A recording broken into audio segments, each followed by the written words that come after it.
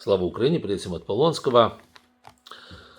Российская Федерация продолжает, ну, знаете, и смех, и грех, то, что там происходит на сегодняшний день, праздник идиотизма. Правда, в этом они не одиноки, мы знаем еще одну страну, где это происходит, но да бог с ним. На России продолжается подготовка к победобесию. Я уже рассказывал о комичном списке стран, которые приедут, скорее всего, на победобесие. Вот, и это будут как раз страны, которые воевали по другую сторону, в основном. Значит так, это будет два типа стран, да, на победобесии. Первое, это страны, которые воевали на стороне Гитлера. То есть там Словакия, Венгрия, по всей видимости. Хотя Венгрия уже говорят, может и не приедет. Вот. Но Словакия вроде бы как будет, да, вот этот Фицо.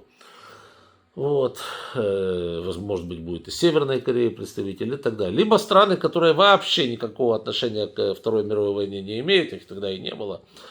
И либо же они вообще не принимали ни в чем участие в силу отдаленности, там Мали, Буркина-Фасо, Восточный Тимор, вот, особенно Восточный Тимор, так и вижу, как они атаковали под Берлином, да, Венесуэла, ну и так далее, Джибути.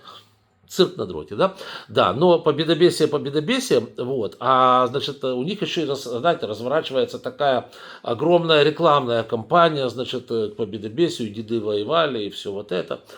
И вот как раз на тему деды воевали, вот тут я нашел, значит, у них, они друг другу пересылают картинку, там в Одноглазниках, в Контактах, в Фейсбуке и так далее, где их там еще не выперли. Значит, они пересылают друг другу фотографию, значит, подпись следующая: «Защитник Калининграда. От души до слез», да, ну вот до слез, деды воевал, такой деды-воевальщик, который защищал Калининград. И фотография солдата обвешана, значит, лентой пулеметной. И внизу в описании к данному ролику можете посмотреть на это дело. Вот. Но если кто-то немножечко, хотя бы минимально знает историю больше, чем Путин или Трамп, вот, хотя бы зачаточными знаниями обладает, то он будет знать, что никакого Калининграда до Второй мировой войны, конечно же, не существовало.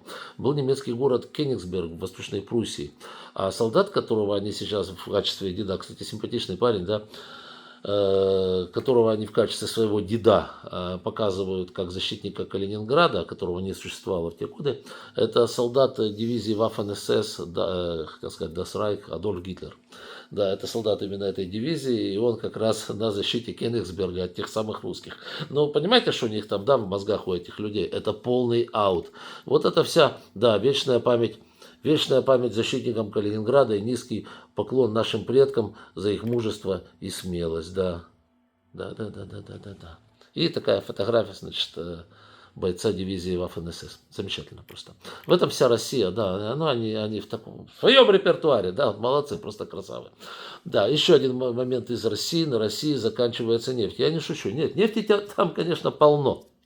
Нефти полно еще, и ее хватит на несколько десятилетий, но всегда запятая и идет но. Да, вот то, что добыть ее все сложнее и сложнее. Значит, там есть несколько... Во-первых, она находится, как правило, в весьма северных областях, куда нужно строить нефтепроводы и завозить туда дорогостоящее тяжеленное оборудование, которого нету из-за санкций. Вот. Либо же ремонтировать старые скважины, а старые скважины, там с ними проблема. Они больше недостижимы для простой выкачки, там нужно применять специальные технологии, которых нет у России, с тем, чтобы выдавить из скважин, значит, нефть, которую можно еще добыть. Она там есть. Но добывать ее будет уже гораздо сложнее. Вот. А добыча, я же говорю, это технология, технологии такой у России нет. Поэтому, несмотря на то, что вроде бы есть спрос на российскую нефть, и можно было бы продавать, потому что санкции, честно говоря, на продажу нефти буксуют. Сейчас вот еле-еле начали наблюдение за этими танкерами, которые ходят, значит, туды-сюды. Но до того же не наблюдали. И, несмотря на это, 23 год меньше 22 по добыче на 3%. Это много. Просто потому, что они не в состоянии добыть. Да, новые не могут сделать скважины, а старые, вот они приходят в негодность ввиду того, что оборудования нет. Так что вот такие вот моменты, да. И несмотря на всю, как говорится, прихильность Трампа и особенно Венса, да и Трампа и Венса к путинскому режиму, путинский режим не в состоянии добывать достаточное количество нефти. И тут, как черт из табакерки, выскакивает, значит, товарищ такой, которого зовут Стив Витков, который просто является таким, знаете, образцовейшим путинским популизмом. У них там все в администрации путинские популизмы, но этот особенный такой вдохновенный популизм, и который, значит, Fox News прямо в эфире говорит, да вот, это сразу после того, как, значит, Путин убил людей в Кривом Роге, убил людей в Сумах, а, значит, Венс говорит, что есть шанс изменить отношения России и США через выгодные коммерческие возможности. Партнерство создает стабильность. Стабильность в чем? В убийстве украинцев? Такое впечатление, что, знаете, сидит этот Витков, они с Путиным макают руки в кровь, и вот эта кровь украинцев, она и создает им стабильность, и они такие довольные, и обмазывают друг другу морды, и просто куча счастья у них на мордах написано, да. Просто цинизм, понимаете, цинизм этого всего дела зашкаливает и выглядит просто мерзопакостно. И от Виткофа плавно переходим к другому клоуну, это этот самый Дивенс, Джей Дивенс, да, это замечательный, абсолютно уникальный вице-президент Соединенных Штатов Америки. Сегодня, ну, вчера еще было по их времени, набросился на Зеленского, сказал, что Зеленский говорит абсурдные вещи, когда обвиняет его, Венс, вы же посмотрите, у него борода какая замечательная, а как у него глазки подведены, как, узнаете, примадонны из индийских фильмов, да, просто замечательная, да, раскрас боевой, все как полагается, Венс такой классный чувак, а Зеленский на него сказал, что вот, значит, он распространяет российскую пропаганду. Ну, не совсем распространяет, а как он подвержен влиянию российской пропаганды, ну, и несет потом пургу. Он очень возмутился, Венс, так это затопал своими ножками, замахал своими ручками, зашевелил своими глазками с подведенными, да, как у индейца. Вот, и сказал, что это абсурд, что Зеленский не должен так говорить по отношению к правительству, которое помогает Украине. А я себя спрашиваю, стоп, ты это сейчас о каком правительстве говоришь? Какое правительство помогает Украине? Американское?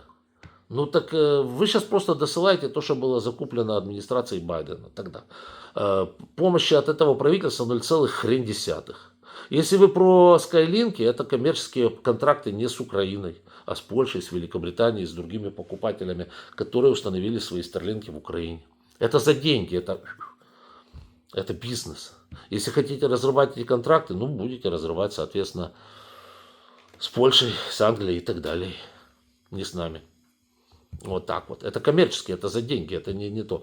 Единственное, что делятся, скажите мне, разведданными со спутников, но мы же понимаем, чем они уже именно делятся, в какой пропорции уже, мы же это все прекрасно понимаем. Поэтому вот эти данные сегодняшние, которые мы получаем от трампистов, уже можно делить на 10. И тут, мне кажется, наши сейчас совершенно с другими имеют дело. Я почему-то так думаю. Я не имею с этим напрямую дела. Но мне кажется, что мы сейчас имеем данные, ну, немножко из других источников. Скажем так, а не только от этих. А все остальное, ну, чем они помогают? Финансово нет, оружием нет. Вот отказали Зеленскому. Зеленский сказал, мы у вас купим ракеты Патриот, чтобы защищать свое небо от российских ракет. Что сказал Трамп? Он сказал, что Зеленский бегает и просит у всех купить ракеты. Надо было думать, когда ты начинал войну. То есть мы начали войну против России, надо было думать. Вопросы еще есть? Вопросов, по-моему, ни у кого уже никаких абсолютно нет.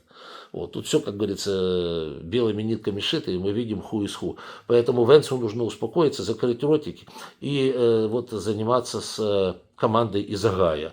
Вот действительно, ну, человек очень глупый, но ему дали очень простую роль, например, да, вот иногда он ходит на такие мероприятия, вот знаете, как, ну, вот как на России используется Димон Алкогном Медведев, да, там, где не нужно там блеснуть умом, сходить куда-то там, профигурировать фейсом, поторговать, сесть в машину и уехать, во. Это же роль Димона Медведева, алкогнома, да? Вот. И у Венса, ну, приблизительно так же. Можно сидеть рядом с Трампом и что-то там подгавкивать. Тоже можно. Ну, хорошо, окей, такая роль. Ну, нормально, у каждого своя. Вот. И ему дали предельно простую роль. Вчера тоже было. Значит, Венс должен был встретиться с футбольной командой из Огайо и передать ей кубок, который она там завоевала. Ну, американский футбол, вот этот вот, да? Вот, кубок она завоевала. Нужно было, значит, задача очень простая, да? Значит, нужно было очень просто, да, по-моему, это сделал бы, ну, любой человек, даже больной на голову. Взять вот в одном месте кубок, вот взять в руки, вот так поднять, потом приблизительно не 30 сантиметров, 50 сантиметров вот такое движение сделать и отдать чуваку, который стоит ну, вот, в полуметре от него. Скажите, это сделать было сложно? По-моему, нет. Это предельно простая манипуляция, да? Вот если вы возьмете, они там, Венс сильно смеялся над китайцами, да, и говорит, вот китайцы, там крестьяне, что-то такое. Так вот, китайские, ну, не будем трогать, обижать крестьян, потому что они кормят очень много людей, китайские крестьяне, на самом деле. Но вот возьмем обычных китайских рабочих, да, они делают очень точные движения, иногда там 1000 раз вот за этим станочком, да, это куда более сложная задача, потому что надо припаять вот это к этому, оно все маленькое, все такое точненько надо делать. И вот они сидят и за день 1000 таких движений делают. Каждое из этих движений, оно гораздо более сложное, чем вот это вот было у Венса, да, поднять кубок, вот так сделать, и вот так, и отдать. Все, больше ничего делать не надо. Просто отдать, и все. И убрать руки. Вот так вот стоять, да. Знаете, как в советском космическом корабле говорили, когда туда полетел этот первый монгольский космонавт. Это смеялись тогда, но несправедливо было, собственно говоря. Но анекдот ходил. Помните, звали его, если я так не ошибаюсь, Жугдардемидин Гуракча. А ну, повторите. Еще раз говорю, Жугдардемидин Гуракча. Да, был такой монгольский космонавт. Да, так говорят, что он когда прилетел из космоса, это Провенция, да, тоже, то все было хорошо, но у него вот руки были вот тут синие, вот синие были руки такие. Вот. Его спросили, а что у тебя такие руки, ну что случилось? Он говорит, меня все время по рукам били, чтобы я ничего не трогал. Вот, ну вы поняли, да? Ничего не хочу сказать про монголов, нормальные люди, это просто к слову. Да, так вот, простая манипуляция, Венс должен был поднять кубок. Видео внизу, как он это сделал. В данном ролике в описании. Короче, чудик поднимает этот кубок, он у него разваливается в руках. Одна часть у него остается в руках, другая часть куда-то улетает. Эти начинают ловить этот кубок, который развалился вообще на куски. Большего позорища себя невозможно представить. Ну блин, ну элементарная какая-то вещь. Подними, пронеси полметра и отдай. У него и это не получилось. Вот просто, я еще раз говорю, этот человек после этого что-то там говорит про Зеленского и пытается объяснить, как нам надо жить, и вообще какой он гениальный. Ну и все, понимаете, ребята, об этом все сказано. И у Трампа там в администрации таких много. Есть там еще одна блондинка, это, как ее там по фамилии, господи, Левит, по-моему. Не суть важно, ну, который у него там спикер этого Белого дома, да? Ну, это вообще клоун. Это клоунесса, еще одна. Еще лучше Венса. Рассказываю. Китайское правительство распространило троллинг, значит, этой блондинки, которая, значит, выступила в Белом доме и сказала, что, значит, надо американцам отказаться от китайских товаров, от любых и покупать только американское. Не, ну по сути своей, ну что тут неправильно, да? Покупай отечественное, да? Никаких проблем, да, не покупай китайского. А что такое? Что такое? Это все просто. Значит, она приходит в красном платье. Да? Короче, китайцы показывают этот ценник там на Алиэкспрессе, еще где. Короче, она в китайском платье приперлась, который есть в китайских магазинах, да. В китайском платье, значит, нарядила на себя, приперлась, значит, агитирует американцев не покупать китайские товары. Ссылка внизу в описании к данному ролику, можете посмотреть. Троллинг от посольства США в Китае. Ну, это, ну, ребята, блин, нельзя быть такими блондинками, да, ну как-то же надо немножечко все-таки, да, хотя бы посмотреть там, где оно сделано и так далее. Сейчас мне скажут, да нет, это китайская подделка была, а в Китае, типа, не шьют брендовые вещи. Ребята, все брендовые вещи, практически все без исключения, никто их не шьет уже давным-давно ни в США, ни в Италии, ни во Франции, ни где-либо еще.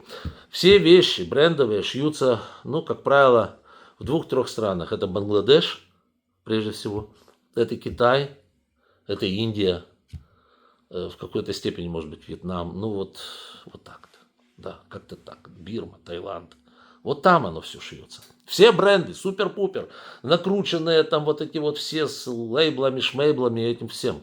Оно все оттуда. И если ты уж хочешь, как говорится, призвать покупать американское, я не знаю, шьют что-то сейчас в Штатах есть, или там остались какие-то там фабрики. Я себе с трудом представляю, опять-таки, американцев, которые там сидят и шмандапырят, значит, на этих швейных машинках сутками за зарплату минимальную. Ну, может быть, и есть где-то, но я не знаю, честно. Вот. Но хотя бы припирайся на это интервью не в китайской вещи, которая есть во всех интернет-магазинах. Ну, честное слово, это просто, это уже анекдот, ребята. Да, и опять-таки США и Китай. Значит, Китай сначала запретил продажу редкоземельных металлов за границу.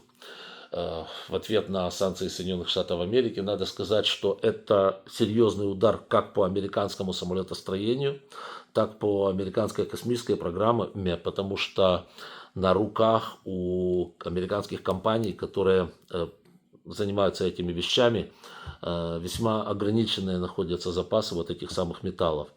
А они очень нужны в этом производстве. И как они будут это дело обходить, не совсем понятно. Учитывая, что на сегодняшний день около 90% добычи вот этих вот редкоземелов находится как раз в Китае.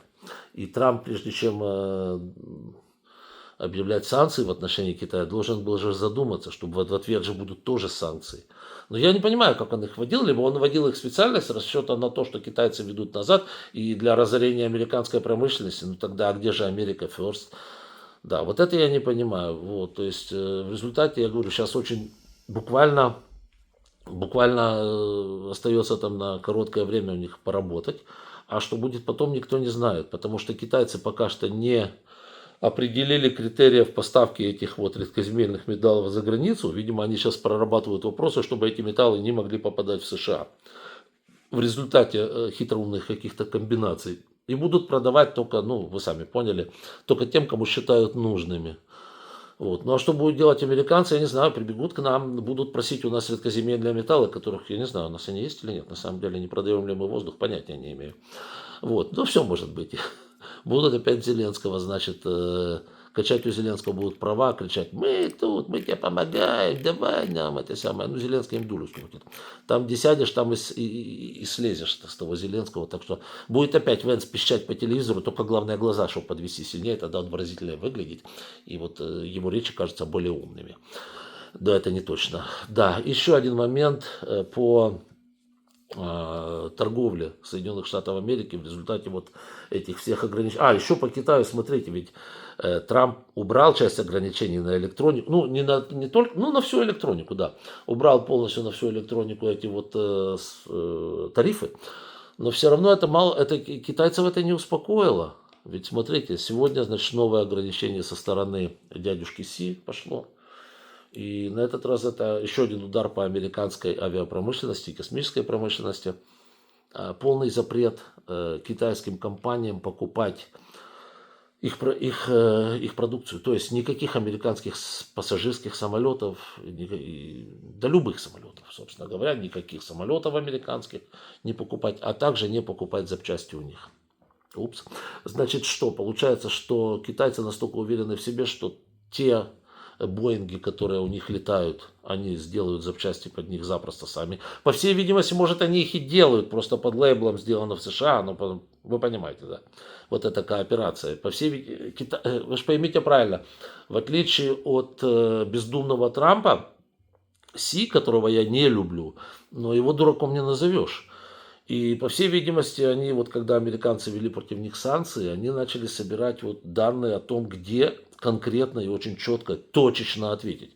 И вот авиапромышленность, наверное, оказалась, видимо, как раз то. То есть они делают то, что им не навредит. Соответственно, покупать Боинги они не будут, у них уже свои авиалайнеры есть китайские, им это не нужно. Вот, удар по Боингу, кстати, сумасшедший, потому что Китай самый крупный вообще клиент в мире. Да? А теперь, значит, еще и запчасти не покупать. Видимо, у китайцев это все уже есть, они все это производят, скорее всего. Иначе они бы этого не делали, но они же не глупцы, на дураков вроде как не похожи. Ну, еще вот результаты действий товарища Трампа, гениальные. Значит, что он там еще у нас натворил? 49 тысяч, ой, извините, в половину, на 49% снижено количество бронированных контейнеров по всему миру. То есть затихает мировая торговля. Это удар по мировой торговле. Вот представьте себе, крупнейшие две страны, США и Китай, просто прекратили взаимную торговлю. Ну, надо что-то дальше объяснять. И обложили друг друга санкциями в результате бездумной абсолютно политики Трампа. Когда нужно было просто взять, если ты хотел что-то добиться от Китая, нужно было встречаться с дядюшкой Си, сесть вдвоем, спокойно поговорить, вот это меня не устраивает, вот это меня, а меня вот это не устраивает. Ну так давай сойдемся где-то посередине. Все, в чем проблема была. Не за одну встречу, значит, за 3 раза встретитесь, 5 раз встретитесь, придете к какому-то выводу и будете жить дальше нормально, так как вы жили до этого. Нет, надо сделать войну, надо сделать из этого шоу, цирк, избавление Америки. Избавление Америки от чего? От денег. Дальше. Импорт США упал на 64%. Вы можете сказать, ну это, конечно, стали меньше тратить. Не, ну они, конечно, стали меньше тратить, но импорт же это был вещей, которые нужны в США. Значит, американцы будут обходиться без этих вещей, либо же они будут их покупать, но покупать будет втридорого, вот и все. Вот без туалетной бумаги обойдетесь, например. Нет, а ее в США нет. Не хватает. Да. Дальше. Экспорт США упал на 30%. Тоже это, значит, недополученная прибыль американскими компаниями. Это разорение американских компаний. Вот. То есть, в то время как Трамп и его дружбаны делают миллиарды долларов, я думаю, что там десятки миллиардов на самом деле делают. И он сам показал своих дружбанов, которые, по всей видимости, пользуясь инсайдерской информацией, просто знали, когда сбрасывать, когда покупать акции, просто имея понятие о том, когда Трамп будет вводить санкции, а потом выводить их опять. Вводить и выводить. И, соответственно, из-за этого они покупали или продавали акции, зарабатывая за день там миллиарды долларов. Вот так вот. Вот, то есть пока они разоряют мелкий и средний бизнес в США, вот, а также в других странах, которым они нагадили. Вот, ну вот, скажем так, несколько друзей Оушена в этот момент зарабатывают огромные бабки. Вот так вот. Ничего личного, просто бизнес, да. Так что вот так вот, друзья мои. Еще такой вот, знаете, уже анекдотичный случай, предельный по своей глупости, как и все, что делает администрация Трампа, это они, значит, зацыганили целую такую, знаете, шоу, целую действо по охране автомобилей Tesla, извините, дилерских центров Tesla. После того, как там были всякие вот неурядицы, помните, да? Там кто-то подпалил автомобили, кто-то разбил эти зарядные станции. Ну, это по всему миру прокатилось против действий Илона Маска. Вот. А самое страшное, что люди перестали ее покупать. Платежеспособных странах, имеется в виду США, сами США, там половина сразу клиентов отвалилась, тот же Евросоюз, вообще там больше половины отвалилось, Китай весь отвалился, Австралия 75% отвалилась, это катастрофа на самом деле. Вот. Так вот, эти вот магопитеки, они ничего лучше не придумали, как, значит, обсесть, как мухи, со всех сторон дилерские центры Теслы и охранять их от злобных демократов, я не знаю, поклонников Зеленского, может быть, я не знаю, любителей марсианских мошек или, там, не знаю, любителей палестинских бабочек, что-то угодно. То есть, ну, бред сумасшедшего, да, то есть от кого-то, кого не существует, да, и они вот этого обсели их, значит, со всех сторон, с этими флагами, джипы ездят туда-сюда и смотрят, чтобы, значит, ни один воробей не пролетел. Чего они, да, но это чтобы же не повредил никто эти драгоценные автомобили Тесла. Чего они добились? Они распугали последних покупателей. Ну, кто станет ехать покупать в какой-то осажденный лагерь, где какие-то ненормальные бегают по периметру с громкоговорителями, эти джипы эти туды-сюда ездят, высматривают, на тебя смотрят, а ты что сюда пришел? Шел вон отсюда. Вот в таком вот плане. Ну, короче говоря, распугали последних покупателей Теслы, так что, ну, вот как говорится, вот в этом отношении к марке автомобилей, которую вы пытались сделать ей промоушен. Кстати, он сказал, что Трамп сказал, она мне нафиг не нужна, я даю своим работникам в Белом доме на ней покататься. Вот так вот вы относитесь, и вот так все это получается через зад.